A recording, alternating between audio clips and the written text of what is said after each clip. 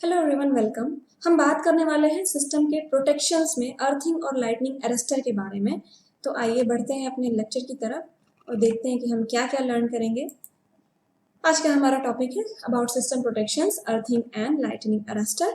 तो सबसे पहली बात आती है कि अर्थिंग की नीड क्या है, अर्थिंग क्यों किया जाता है। तो अर्थिंग इसलिए किया जाता है ताकि जो हमारा यहाँ पर हम एसपीवी प्लांट की बात कर रहे हैं, तो जो हम एसपीवी प्लांट जो है हम इंस्टॉल करते हैं अपने छत पे, उसको प्रोटेक्शन मिल सके, हमारी बिल्डिंग को प्रोटेक्शन मिल सके, और जो उसको यूज़र है या जो इसको एक्सेस कर रहा है आसपास के लोग हैं, सबकी प्रोटेक्शन के लिए अर्थिंग बहुत ही ज़्यादा ज़रूरी होता है। एक्चुअली क्या होता है कि कभी कभी लीकेज करंट फ्लो होने लग जाती है सिस्टम के द्वारा, तो अगर आप उसको टच करेंगे सिस्टम को तो आपको शॉक लग सकती है। प्लस लाइटनिंग होती है, बिजली जो तड़कती है, उसकी वजह से भी अगर आपके प्लांट पे गिर गया, आपका प्लांट इतना पैसा लगा के आपने इन्वेस्ट करके इतना बड़ा प्लांट लगवाया हुआ है, वो पूरा नष्ट हो जाएगा एक छोटी सी गलती की वजह से। तो अर्थिंग को कभी भी अवॉइड नहीं करना चाहिए, अर्थिंग करना बहुत ही ज़्यादा ज़रूरी है। अब ये जान लेते हैं कि अर्थिंग होता क्या है। किसी भी इलेक्ट्रिकल सिस्टम में कोई नॉन करंट कैरिंग सब्सटेंस हो या करंट कैरिंग सब्सटेंस हो, उसको हम अर्थ से कनेक्ट कर देते हैं ताकि उसमें जो भी एक्स्ट्रा अननेसेसरी सर्ज फ्लो हो रहा हो वो ग्राउंड में चला जाए और हमारा सिस्टम बच जाए, हम बच जाए, हमारी बिल्डिंग बच जाए। तो इस वजह से हम अर्थिंग करते हैं। और यहाँ पर आप एक फिगर में देख सकते हैं, जो ग्रीन डॉटेड लाइन आपको दिख रही है, इसमें आप समझ सकते हैं कि ये हमने हर एक मॉड्यूल को कनेक्ट किया है।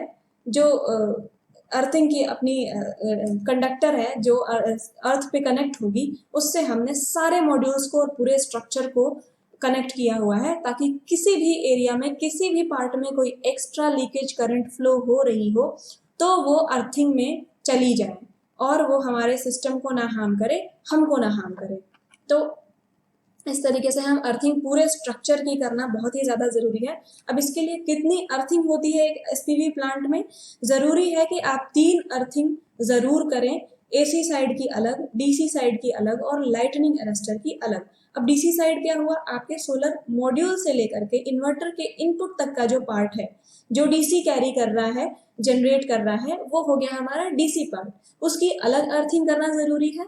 उसके बाद फिर एसी साइड इन्वर्टर के आउटपुट से लेकर और आपके लोड तक जो हो गया आपका एसी साइड हो गया, उसकी भी अर्थिंग करना बहुत ज़्यादा ज़रूरी है। प्लस जो लाइटनिंग अरेस्टर आप लाइटनिंग से प्रोटेक्शन के लिए अपनी छत पे लगाएंगे, उसके बारे में हम आगे ज़्यादा जानकारी लेंगे, उसको भी प्रोटेक्ट करना बहुत ही ज़्यादा ज़रूरी है। तो 3 अर्थिंग हमारे सोलर पीवी प्लांट में हो गई जो हमको करनी है। अब कैसे करते हैं ये अर्थिंग? सबसे पहली बात तो जो आपका सॉइल है उसका जो रेजिस्टेंस है, जिस एरिया में आपको अर्थिंग करनी है वहाँ का जो सॉइल है उसका जो रेजिस्टेंस है, इंडियन स्टैंडर्ड के अकॉर्डिंग 1 ओम से कम होना चाहिए। जितना कम हो उतना बेटर है। बट हाँ, एक ये भी एक प्रैक्टिकल कारण आ जाता है कि सॉइल की वैरायटी हर जगह की अलग अलग है, अलग अलग सॉइल टाइप है, तो ऑब्वियसली उसका रेजिस्टेंस भी अलग अलग होगा। तो फिर कुछ एसोसिएशंस हैं जो हमको 5 ओम तक सजेस्ट करते हैं कि अगर 5 ओम तक आपकी अर्थिंग रेजिस्टेंस है तो भी चलेगा, क्योंकि प्रैक्टिकली पॉसिबल नहीं है कि 1 ओम से नीचे हर जगह का रेजिस्टेंस हो, हर सॉइल की रेजिस्टेंस हो।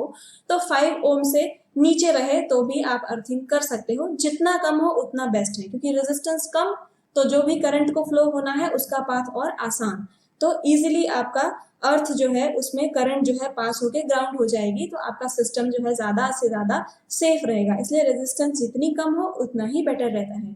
अब ये करते कैसे हैं? सामने आप देख सकते हो पिक्चर में, ये एक होल डिग किया गया है, इसको बोलते हैं, इस टूल को बोलते हैं डिगर। इसमें नीचे की तरफ आप देख सकते हैं ब्लेड लगी हुई है। इस ब्लेड का शेप एंड साइज अलग अलग सॉइल के टाइप के हिसाब से थोड़ा थोड़ा बदल जाता है।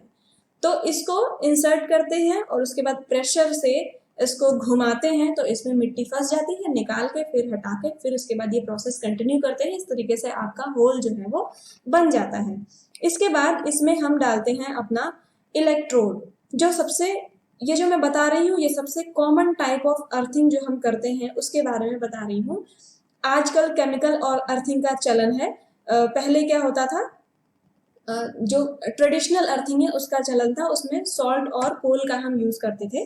तो जब हमने अपना डिगर से अपनी मिट्टी जो है वो खोद ली होल बना लिया, उसके बाद इसमें ये जो अर्थिंग इलेक्ट्रोड्स हैं इनको प्लेस किया जाता है, इन अर्थिंग इलेक्ट्रोड्स को प्लेस किया जाता है। तो एक्चुअली जो ये अर्थिंग इलेक्ट्रोड होता है ये कॉपर या जीआई या किसी कंडक्टर से बना हुआ होना चाहिए, cast iron, but cast iron तो हम अवॉइड ही करते हैं, बहुत जल्दी वो कोरोसिव मटेरियल होता है तो बहुत जल्दी रस्टिंग आ जाती है उसमें।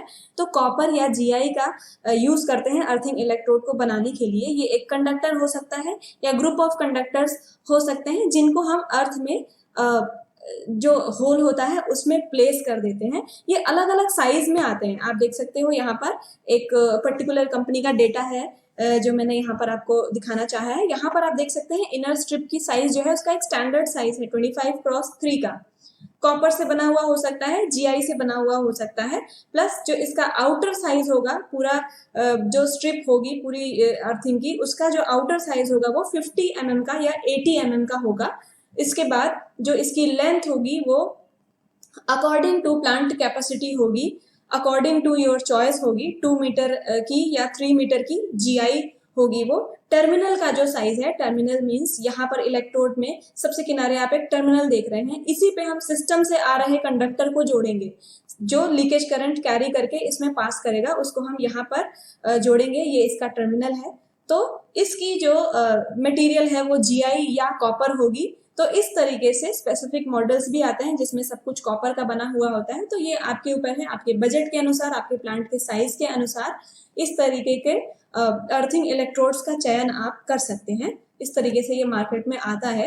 तो यहाँ पर हमने जो है गड्ढा बना लिया, उसके बाद अर्थिंग इलेक्ट्रोड को इसमें प्लेस कर दिया। यहाँ पर इसका टर्मिनल है, इसमें बीच में होल रहता है, इसमें हम कंडक्टर को ले आके लगा के इसमें जोड़ देते हैं। तो इस तरीके से जब हमने इलेक्ट्रोड जब प्लेस कर दिया तो इसकी जगह पे जब हम ट्रेडिशनल अर्थिंग करते हैं तो अर्थिंग स्ट्रिप जो लगाते हैं हम, अर्थिंग इलेक्ट्रोड जो लगाते हैं, इसमें सॉल्ट और चारकोल का या कोल का लेयर बनाते हैं, सैंडविच लेयर बनाते हैं। कोल और सॉल्ट का यूज करने का पर्पज ये है कि दोनों की कंडक्टिविटी अच्छी होती है। सॉल्ट यहाँ पर एज एन इलेक्ट्रोलाइट काम करता है, मॉइस्चर कंटेंट को होल्ड रखता है, प्लस जो कोल होता है वो आसपास के मॉइस्चर लेवल को मेंटेन रखने में काम आता है। उसका ये काम होता है कि मॉइस्चर लेवल को मेंटेन रखें। तो क्योंकि ये जो ट्रेडिशनल तरीका था इसमें कुछ लिमिटेशंस आ गई, तो ऐसे केमिकल्स यूज होने लगे जो ग्रेफाइट बेस्ड या बेंटोनाइट बेस्ड केमिकल्स थे जिनकी कंडक्टिविटी अच्छी होती है। तो आजकल केमिकल अर्थिंग से ट्रेडिशनल अर्थिंग को रिप्लेस कर दिया गया है, वो हम देख लेते हैं। कन्वेंशनल अर्थिंग में आप पिक्चर में देख सकते हो, इसके माध्यम से आपको ज्यादा समझ में आएगा। यहाँ पर एक इलेक्ट्रोड लगा हुआ है, इसके बाद यहाँ पर मॉइस्चर लेवल मेंटेन्ड है क्योंकि हमने यहाँ पर सॉल्ट और चारकोल की लेयर बिछाई हुई है जिसकी कंडक्टिविटी अच्छी होती है। ये ग्राउंड लेवल से जस्ट ऊपर आपका मॉइस्चर मेंटेन्ड है। मॉइस्चर मेंटेन्ड होने की वजह से इसकी कंडक्टिविटी अच्छी मेंटेन रहती है और रेजिस्टेंस जो है आसपास के सॉइल का वो कम मेंटेन्ड रहता है, ताकि करंट जो भी आ रही है एक्स्ट्रा वो अच्छे से इस तरीके से इजीली इस इलेक्ट्रोड के थ्रू पास हो सके। यहाँ पर ये जो होल है, यहाँ से हम अपना कंडक्टिव वायर कनेक्ट करके सिस्टम से कनेक्ट कर देते हैं जिसको भी प्रोटेक्ट करना है। अब केमिकल अर्थिंग में क्या होता है, सॉल्ट और चारकोल की जगह हम केमिकल यूज करने लग जाते हैं। देख लेते हैं वो कैसे होता है। ये देखिए यहाँ पर केमिकल डाला गया है और उसी पिट में पानी डाला गया है, फिर उसको मिक्स किया जा रहा है अच्छी तरीके से। सॉल्ट और कोल यहाँ पर रिप्लेस कर दिया गया है बेंटोनाइट या ग्रेफाइट बेस्ड केमिकल से, जिसकी कंडक्टिविटी काफ़ी अच्छी होती है। और इसके क्या एडवांटेजेस हैं और कन्वेंशनल अर्थिंग में क्या बेसिकली डिसएडवांटेजेस थे वो अभी हम देखेंगे। फिलहाल इसमें इस तरीके से इसको मिक्स किया जाएगा, इस तरीके से इसको इसमें फिल किया जाता है पिट में। इलेक्ट्रोड डालने के बाद पानी डाला, फिर से मिक्स किया ताकि अच्छे से मिक्स हो जाए केमिकल और नीचे तक पहुंच सके बिल्कुल लेयर में। इसके बाद क्या होता है कि हम देख लेते हैं कि क्या क्या डिसएडवांटेजेस हैं, कुछ लिमिटेशंस हैं कन्वेंशनल अर्थिंग की, जिसकी वजह से हमको केमिकल अर्थिंग पे स्विच करना पड़ा। क्या लिमिटेशंस है? जो कॉमन सॉल्ट हम यूज करते हैं वो एक कोरोसिव इलेक्ट्रोलाइट है, जो कि जो कंडक्टर हम अर्थिंग के लिए प्लेस कर रहे हैं उसको डैमेज कर सकता है, उसमें कोरोजन आ सकता है सॉल्ट की वजह से, जिसकी वजह से जो अर्थिंग सिस्टम का जो परफॉर्मेंस है वो लो हो जाएगा, वो डिटेरियोरेट हो जाएगा। इसकी वजह से हम इसको थोड़ा अवॉइड करते हैं। दूसरी बात, जो कोल होता है, उस जब लगातार उस सिस्टम के आसपास, उस इलेक्ट्रोड के आसपास जिसको कोल कवर कर रखा है, उससे अगर करंट पास होगी बार बार, तो कोल क्या होगा, वहां पर एक हीटिंग इफेक्ट जनरेट हो जाएगी इलेक्ट्रोड के आसपास, तो कोल जो है वो ऐश में कन्वर्ट होने लग जाता है। तो इसकी वजह से कोल जब ऐश में कन्वर्ट होने लग गया तो वो हमारे काम का नहीं रहा, वो मॉइस्चर लेवल को उस तरीके से मेंटेन नहीं कर पाएगा। तो ये एक जो है कि वो परेशानी वाली बात हो जाती है। और तीसरा पॉइंट ये है कि कुछ ज्योग्राफिकल एरियाज में जो वाटर लेवल है, आजकल तो वाटर लेवल बहुत ही नीचे ही जाता चला जा रहा है, क्योंकि वाटर का इतना ज्यादा हम यूज कर रहे हैं, प्लस वेस्ट भी करते हैं, तो वाटर लेवल जो है नीचे चला जा रहा है। एक्चुअली कोल और सॉल्ट वाली जो अर्थिंग होती थी उसमें क्या होता था, हम कोशिश करते थे कि वाटर लेवल जब ऊपर रहे, तो जब हम डिग करें तो अगर वाटर आ गया उसमें, उस समय हम कोल और सॉल्ट अगर डालें तो हमको एक्स्ट्रा पानी देने की जरूरत नहीं है, उसमें वाटर लेवल मेंटेन रहेगा, तो मॉइस्चर कंटेंट जो है उसका लेवल जो है वो मेंटेन रहेगा। बट अगर बहुत नीचे है वाटर लेवल तो पानी हमको मिल ही नहीं रहा है, आखिर हम कितना नीचे उसको डिग करेंगे, वो भी एक परेशानी वाली बात है। इलेक्ट्रोड का साइजिंग जो है वो उसको चूज करना, ये परेशानी हो जाएगी, मॉइस्चर लेवल को मेंटेन करना, ये प्रॉब्लम आ जाएगी। तो इस वजह से इसमें ये परेशानियां आ रही थी। तो क्या हुआ था कि जब तक केमिकल अर्थिंग नहीं उपलब्ध थी तो हम क्या करते थे, एक सेपरेट पाइप जोड़ देते थे जो कंटिन्यूस वहां पर बीच बीच में रेगुलर सप्लाई बनाता रहे, कोल और जो सॉल्ट है उसको पानी मिलता रहे ताकि वो वेट रहे, जिसकी वजह से मॉइस्चर लेवल जो है वो बना रहे। तो ये एक मेंटेनेंस वाला काम हो गया। प्लस एक टाइम के बाद जो कोयला है वो अगर ऐश में कन्वर्ट हो गया तो पूरा हमको चेंज भी करना होता है, काफी जल्दी उसका परफॉर्मेंस डाउन होने लग जा रहा था।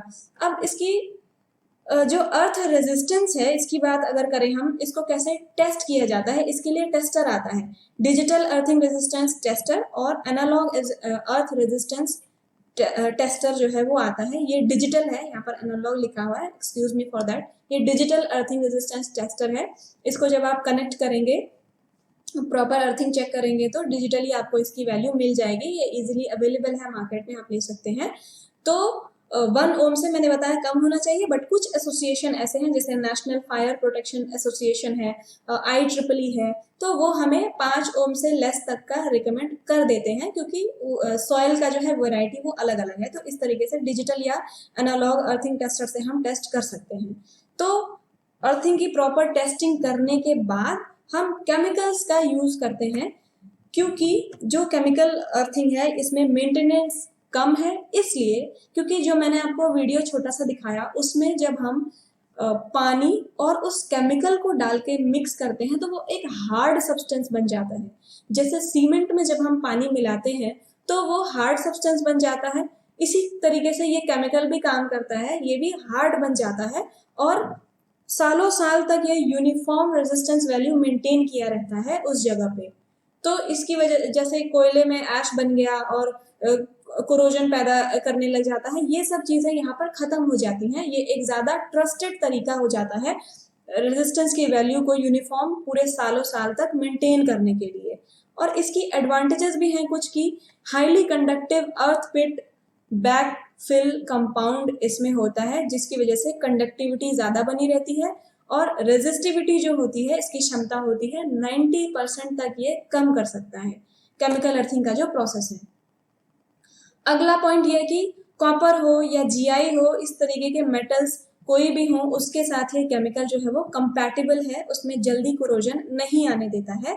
अगली बात ये कि एनवायरनमेंट फ्रेंडली होता है, जैसे कोल या ऐश है वो वाटर टेबल में मिक्स होने के चांसेस होते हैं, बट ये एक जगह पे हार्ड हो गया, फिक्स हो गया, तो वाटर टेबल को डिग्रेड करने के चांसेस इसमें नहीं रहते हैं। पोल्यूशन का जो चांस होता है वो खत्म हो जाता है। इसकी सर्विस लाइफ काफी लॉन्ग होती है, कई सालों तक बिना डिग्रेडेशन के इस पे काम अर्थिंग का इजीली होता रहता है।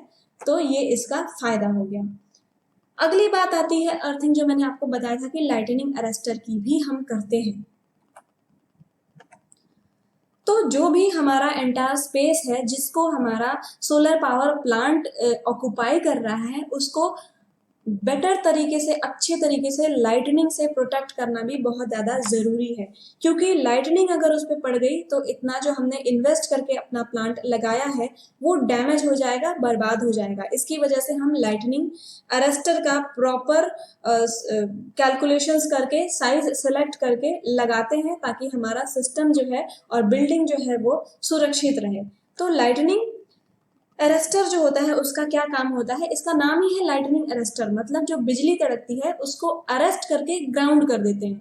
जब हम इसको अर्थिंग से कनेक्ट करते हैं तो ये जो भी बिजली पड़ रही होती है उसको एक शॉर्टेस्ट पाथ प्रोवाइड करके ग्राउंड में भेज देता है, ताकि हमारा सिस्टम जो है वो प्रोटेक्टेड रहे without breaking the supply continuity. जो भी सप्लाई ऊपर से आ रही है, सपोज इलेक्ट्रिसिटी, जो मैं आपको प्रोसेस बता देती हूँ कि कैसे होता है। जैसे सपोज क्या होता है कि जो बादल होते हैं वो सपोज उसमें चार्ज होते हैं। जैसे ये एक बादल है, इसमें प्लस और माइनस दोनों चार्ज होगा, प्लस चार्ज भी होगा और माइनस चार्ज भी होगा। तो फिर कुछ ऐसे बादल होते हैं जो पॉजिटिवली डोमिनेटिंग होते हैं, मतलब उसमें पॉजिटिव चार्ज ज़्यादा होता है। कुछ बादल ऐसे होते हैं जिनमें नेगेटिव चार्ज ज़्यादा होता है, कुछ ऐसे होते हैं जिनमें इक्वल होता है। तो बिजली जब ज़मीन पे आना चाहती है उस समय क्या होता है वो मैं आपको बता देती हूँ। उस समय क्या होता है कि यहाँ पर अगर ये नेगेटिव चार्ज डोमिनेटिंग क्लाउड है, इसमें नेगेटिव चार्ज ज़्यादा है, तो जो हमारी अर्थ होती है, अर्थ की जो लेयर होती है उसका जो ऊपरी भाग होता है उस पर पॉजिटिव चार्ज एक्यूमुलेट हो जाता है। पॉजिटिव चार्ज जो है वो ऊपर की तरफ, क्योंकि ये नेगेटिव चार्ज है, नेगेटिव और पॉजिटिव चार्ज स्टेबिलिटी अचीव करने के लिए एक दूसरे को अट्रैक्ट करते हैं, पेयर करना चाहते हैं। तो जब ये नेगेटिव चार्ज जो है वो नीचे की तरफ आने की कोशिश करेगा और ये पॉजिटिव चार्ज जो है वो ऊपर की तरफ जाने की कोशिश करेगी, तो यहाँ पर बहुत ही भयंकर घर्षण होता है, जिसकी वजह से लाइटनिंग हमको देखने को मिलती है। और जो ये लाइटनिंग, जो इलेक्ट्रिसिटी इस समय जो जनरेट होती है वो बहुत ही हाई क्वांटिटी में होती है, 10 गीगावाट्स के भी ऊपर हो सकती है उसकी वैल्यू। तो अगर ये नीचे पड़ गई किसी सिस्टम पे, बिल्डिंग पे या किसी इंसान पे, तो वो चीज़ डिस्ट्रॉय हो जानी है बिल्कुल। इस चीज़ से प्रोटेक्शन करना बहुत ही ज़रूरी है, जिसके लिए हम यहाँ पर लगा देंगे। सपोज मेरा यहाँ पर है एक पीवी अरे, तो इससे थोड़ी ऊंचाई पर, क्योंकि मुझे शॉर्टेस्ट पाथ प्रोवाइड करना है आ रही बिजली को, इसलिए मैं इसको अपने पीवी अरे से थोड़ी ऊंचाई पर लगा दूंगी, ताकि जो भी इलेक्ट्रिसिटी आ रही है उसको एक शॉर्टेस्ट पाथ मिले, वो यहाँ से होते हुए फिर इसको नीचे से अर्थिंग से कनेक्ट कर देते हैं, वो ग्राउंड हो जाए और मेरा पीवी सिस्टम और मेरी बिल्डिंग बच जाए। तो इस वजह से हम लाइटनिंग अरेस्टर का इस्तेमाल करते हैं। अब क्या होता है, लाइटनिंग अरेस्टर जो होता है वो आता है 50 मीटर्स रेडियस का, 110 मीटर्स रेडियस का, 200 मीटर्स रेडियस का, 150 मीटर्स रेडियस का। तो उसका क्या मतलब होता है, उसका मतलब ये होता है कि 50 मीटर्स के रेडियस का आया तो इसका मतलब ये 50 अपने आसपास 50 मीटर के रेडियस में उस एरिया को, जो 50 मीटर के रेडियस में लाइटनिंग अरेस्टर के आसपास फॉल करेगी, उस जगह पे जो भी चीज़ें होंगी उसको वो प्रोटेक्ट करेगा। मतलब ये उसका वर्किंग रेडियस है, इतने रेडियस में वो प्रोटेक्शन देगा।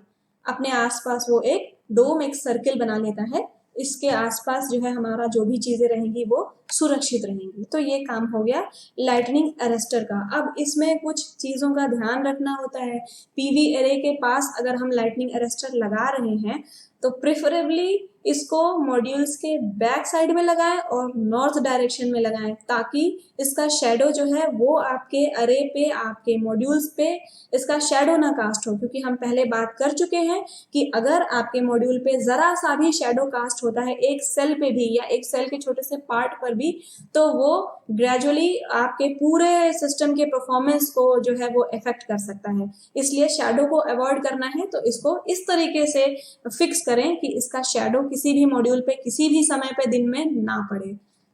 तो अगली बात ये कि बहुत ही इम्पोर्टेंट बात, इसको लोग इग्नोर करते हैं बट बिल्कुल नहीं करना है आपको, कि आपकी बिल्डिंग से जो लाइटनिंग अरेस्टर है वो कभी भी नेवर एवर डायरेक्ट कांटेक्ट में नहीं होना चाहिए, वरना फिर कोई मतलब नहीं है लगाने का। अगर डायरेक्ट कांटेक्ट में हुआ तो फिर आपकी बिल्डिंग डैमेज हो सकती है। तो रिकमेंडेड है बिल्कुल स्ट्रिक्टली कि जब भी आप स्लैब पे इसकी एंकरिंग करें तो एक पीवी इंसुलेटर अप्रोप्रिएट थिकनेस का आप इस पे लगाएं, ताकि आपका जो बिल्डिंग है वो डायरेक्ट कांटेक्ट में एलए से ना हो।